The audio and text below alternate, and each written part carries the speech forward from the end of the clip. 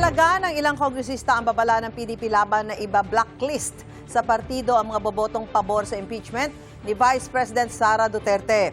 Sabi ng Makabayan Black, nananakot ang mga kaalyado ng bise dahil bigo silang pabulaanan ang mga ebidensya noong impeachment hearings. Hinihikayat ng Makabayan Black ang mga kapwa kongresista na pagbasihan ng ebidensya at huwag pansinin ang mga banta ng PDP laban.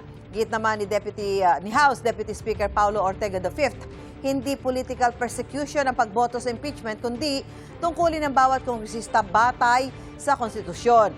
Sabi ni House Justice Committee member Joel Chua, official record sa komite ang pagbabasihan nila. Binigyan din ni Chua na binigyan ng pagkakataon ang kampo ng bise na sagutin ang mga aligasyon pero hindi nila ginawa.